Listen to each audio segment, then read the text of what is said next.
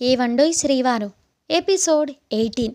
పల్లవికి Arjun past చెప్పడం start చేసింది శివాని 3 సంవత్సరాల క్రితం.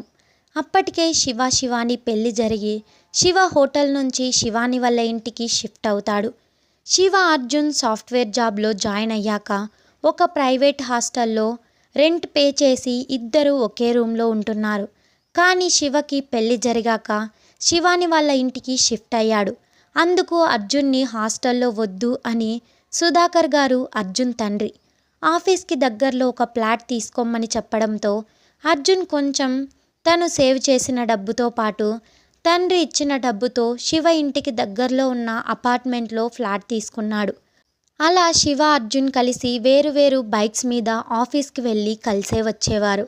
అలా ఒకరోజు అర్జున్కి ఆఫీస్లో కొంచెం పని ఎక్కువ ఉండడంతో, శివ నువ్వు ఇంటికి వెళ్ళురా, నాకు లేట్ అవుతుంది, చెల్లి నీకోసం వెయిట్ చేస్తూ ఉంటుంది అని చెప్పి వర్క్ చేసుకొని రాత్రి 10 గంటలకి తన ఫ్లాట్కి వచ్చాడు. అర్జున్ ఫ్రెష్ అయ్యి వంట చేసుకునే ఓపిక లేక మిల్క్ ప్యాకెట్ తీసుకొని హీట్ చేసుకొని బ్రెడ్తో తింటూ సోఫాలో కూర్చుంటూ ఉండగానే శివాని నుంచి ఫోన్ వచ్చింది. ఈ టైంలో శివమ్మే ఫోన్ చేసి ఉంటుంది. ఏంటి, ఏమైనా ప్రాబ్లమా అని కంగారు పడుతూ ఫోన్ లిఫ్ట్ చేసి, హలో చెల్లెమ్మ అని అర్జున్ అనేలోపే, అన్నయ్య మీరు ఇంటికి వచ్చారా? వచ్చాన్రా అన్నాడు అర్జున్. మరి ఆయన ఇంకా ఇంటికి రాలేదు ఎందుకన్నయ్య, మీ దగ్గరే ఉన్నాడా? మరి ఫోన్ చేస్తే లిఫ్ట్ చేయడం లేదు, నాకెందుకో టెన్షన్గా ఉందన్నయ్య అని అంటున్న శివాని మాటలకు అర్జున్ షాక్ అయ్యాడు.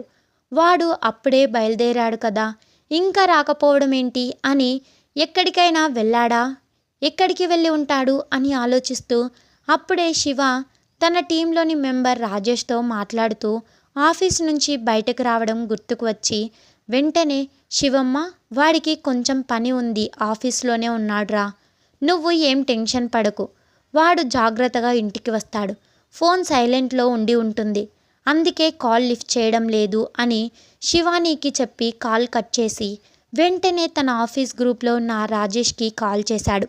ఒక 5-6 సార్లు ఫోన్ చేశాక రాజేష్ కాల్ లిఫ్ట్ చేసి, హలో ఎవరు అని మత్తుగా అన్నాడు రాజేష్ నేను అర్జున్ని మాట్లాడుతున్నాను. శివ ఎక్కడా అని సీరియస్గా అడిగాడు అర్జున్. శివగాడు నా దగ్గరే ఉన్నాడు, మేము పార్టీ చేసుకుంటున్నాం, వాడు పెళ్లి చేసుకున్నాడు కదా, అందుకే పార్టీ ఇస్తుండు, మేము ఫుల్గా ఎంజాయ్ చేస్తున్నాం, ఇంతకీ నువ్వెవరు అని మళ్ళీ అడిగాడు రాజేష్ మందుమత్తులో తూగుతూ. శివని వాడు వీడు అని రాజేష్ అనడంతో అర్జున్ కోపంగా పిడికిలి బిగించి, ఎక్కడ ఉన్నారు మీరు అని బేసి వాయిస్లో అన్నాడు. రాజేష్ శివ కన్నా 2 ఇయర్స్ చిన్న. శివ తన టీం లీడర్, అలాంటిది అన్న అని కానీ లేదా మీరు అని కానీ రెస్పెక్ట్ ఇవ్వకుండా మాట్లాడుతుంటే అర్జున్కి కోపం వచ్చింది. శివని ఎవరు తప్పుగా మాట్లాడినా చిన్న చూపు చూసినా అర్జున్కి అస్సలు నచ్చదు. మేము పబ్లో ఉన్నాము అని చెప్పడంతో అర్జున్కి కోపం మరింత ఎక్కువైంది. నిజానికి పబ్కి శివ ఎప్పుడూ వెళ్ళలేదు. అక్కడ అమ్మాయిలు పొట్టి డ్రెస్సులు వేసుకొని డ్యాన్స్ చేస్తారు, అంతేకాకుండా కొంతమంది డ్రగ్స్ తీసుకుంటారు అని రూమర్స్ కూడా ఉంది. అలాంటి పబ్కి శివని రాజేష్ తీసుకువెళ్ళాడు అంటేనే అర్జున్కి రాజేష్ని కొట్టాలి అన్నంత కోపం వచ్చింది. రాజేష్ పబ్ పేరు చెప్పడంతో అర్జున్ ఫ్లాట్ నుంచి బయటకు వచ్చి బైక్ తీసుకొని నేరుగా పబ్ దగ్గరకు స్టార్ట్ అయ్యాడు. కాసేపటి పబ్ దగ్గరికి చేరాక బైక్ పార్క్ చేసి చుట్టూ చూశాడు. అక్కడ కొంచెం దూరంలో శివ బైక్ కనిపించడంతో బైక్ ఎలా గుర్తుపట్టాడు అంటే, శివ బైక్లో ఏఎస్ అని స్టైల్గా శివ బైక్పై ఫ్రంట్ సైడ్ రాసి ఉంటుంది. సేమ్ అర్జున్ బైక్ మీద కూడా రాసి ఉంటుంది. అది శివనే రాయించాడు ఇద్దరి బైక్పై. లోపలికి వెళ్ళడానికి మనీ పే చేసి కూపెన్ తీసుకొని లోపలికి వెళ్ళాడు. పబ్ లోపల గోలగోలగా ఉంది. సాంగ్స్ పెట్టడంతో అమ్మాయిలు అబ్బాయిలు మత్తులో తూగుతూ డ్యాన్స్ చేస్తూ ఉన్నారు. అంతమందిలో శివని ఎలా వెతకాలో అర్థం కావడం లేదు. నిజానికి అర్జున్కి ఫస్ట్ టైం పబ్కి రావడం.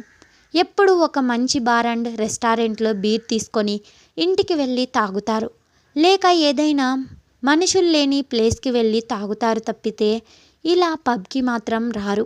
అలా శివ కోసం చూస్తూ ముందుకు వెళ్తున్న అర్జున్కి శివ, రాజేష్ ఇంకో ఇద్దరు ఆఫీస్ ఫ్రెండ్స్ ఒక టేబుల్కి దగ్గర కూర్చొని కనిపించారు. వాళ్ళ చుట్టూ పబ్లో కొంతమంది అమ్మాయిలు డ్యాన్స్ చేస్తూ ఉన్నారు. శివ మాత్రం వాళ్ళని పట్టించుకోకుండా రాజేష్ మందు గ్లాస్లో పోస్తుంటే డ్రింక్ చేస్తూ ఉన్నాడు. అర్జున్ ఫాస్ట్గా శివ దగ్గరకు వెళ్ళి అతని చేతిలో గ్లాస్ తీసి టేబుల్పై పెట్టి, శివ ఇంటికి వెళ్దాం పదా అని వస్తున్న కోపాన్ని కంట్రోల్ చేసుకుంటూ అన్నాడు అర్జున్. శివ అర్జున్ని చూడగానే బావా వచ్చావా, నాకు ఫుల్గా ఎక్కింది, నాకు లేవడానికి కూడా ఓపిక లేదు బావా అని మత్తులో తూగుతూ అన్నాడు శివ. అర్జున్ శివ చెయ్యి పట్టి లేపబోయేలోపే, ఏ అర్జున్, వాడు మాకు పార్టీ ఇస్తానన్నాడు, వాడికి పెళ్లి జరిగిందంట కదా, అయినా అలాంటి అనాథకి అంత అందమైన పెళ్ళాం ఎలా అని రాజేష్ అంటుండేలోపే వాడి మొహం వచ్చి టేబుల్ని ముద్దాడింది. వాడి బుగ్గ ఎర్రగా కందిపోయింది.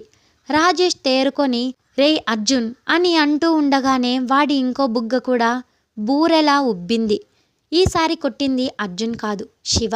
శివ పైకి లేస్తుంటే శివకి సపోర్టుగా అర్జున్ తన భుజం పట్టుకొని పైకి లేపి శివ చెయ్యి పట్టుకొని అర్జున్ భుజం చుట్టూ వేసుకున్నాడు. అర్జున్ చెయ్యి శివ నడుం చుట్టూ వేశాడు.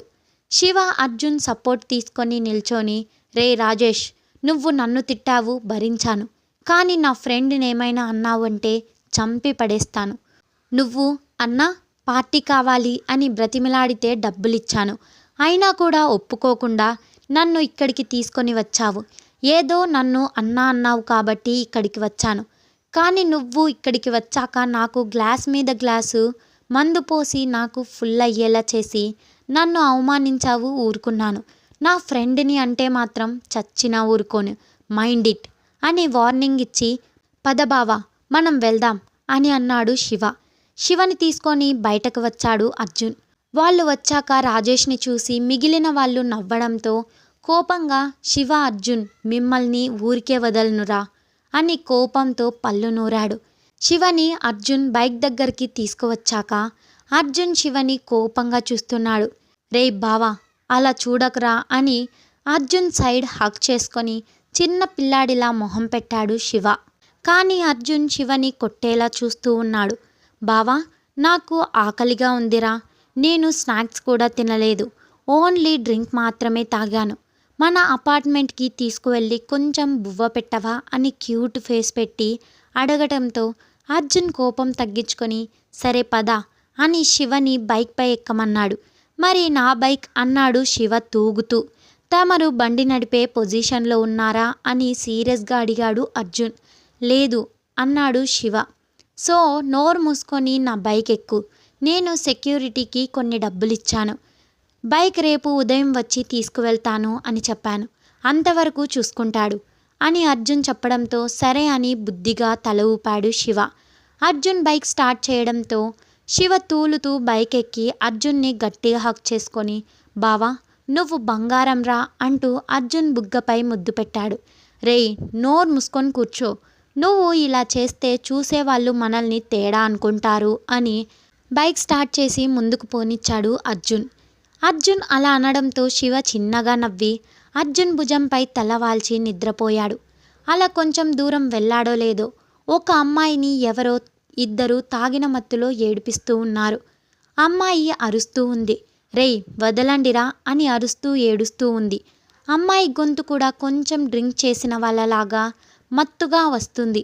ఆ ఇద్దరు అబ్బాయిల్లో ఒకడు ఆ అమ్మాయి చెయ్యి పట్టుకొని ఏయ్ మాతో వస్తావా రావా, నీకు ఎంత కావాలి అంటే అంత ఇస్తాం అని అంటూ అమ్మాయి చెయ్యి పట్టుకొని లాగుతూ ఉన్నాడు.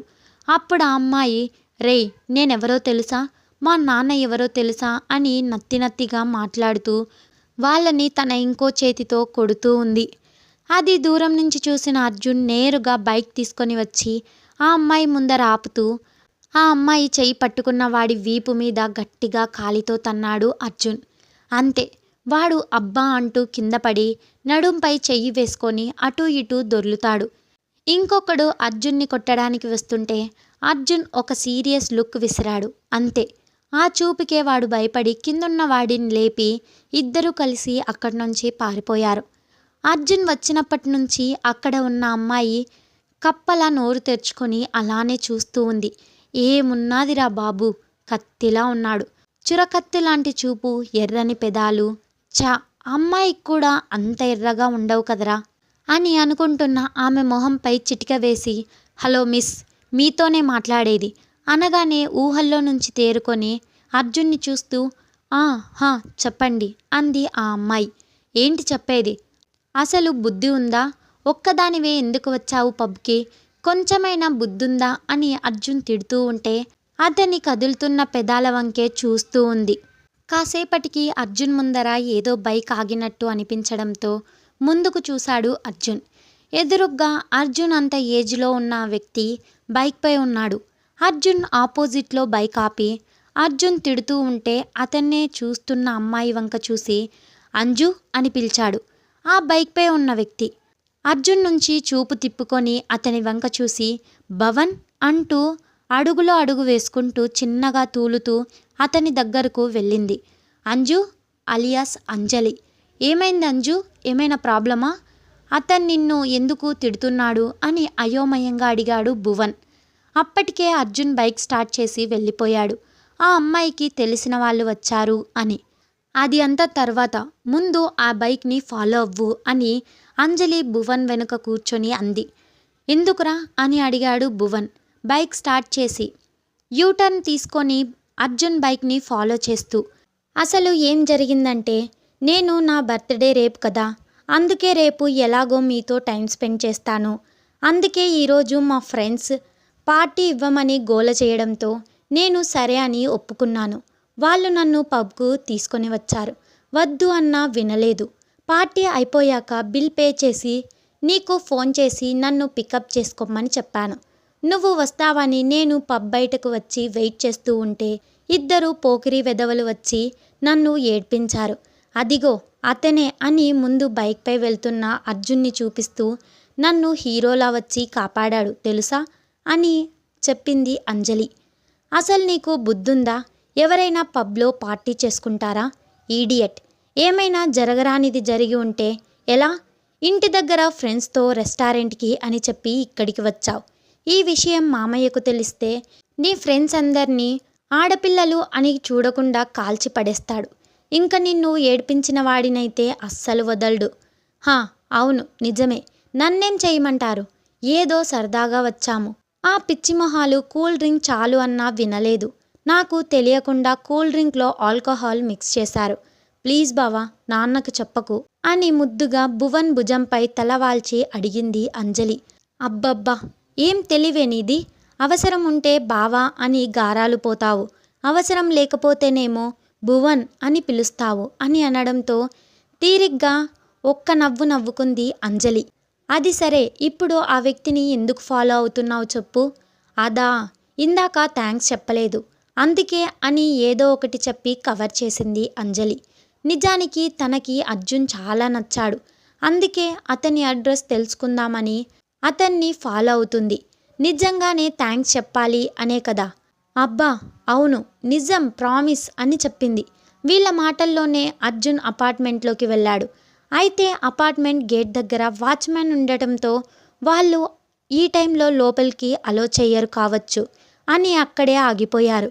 అయితే మా హీరో ఇక్కడే ఉంటాడు అన్నమాట అని అనుకుంటూ భువన్ ఇంటికి వెళ్దాం, లేట్ అయింది అంది అంజలి. అదేంటే థ్యాంక్ యూ చెప్పాలన్నావు కదా. అబ్బా, ఈ నైట్ థ్యాంక్ యూ చెప్పడం అంత బాగోదు, పైగా నాకు కొంచెం తల తిరుగుతుంది అని భువన్ భుజంపై తలవాల్చింది అంజలి. తింగర్దానా, ఇంత దూరం తీసుకొని వచ్చావు కదే అని బైక్ రివర్స్ తీసి వాళ్ళ ఇంటికి బయలుదేరాడు. ఇటు అర్జున్ గ్రౌండ్ ఫ్లోర్లో బైక్ పార్క్ చేసి శివని తీసుకొని లిఫ్ట్లో తన ఫ్లోర్కి వెళ్ళాడు.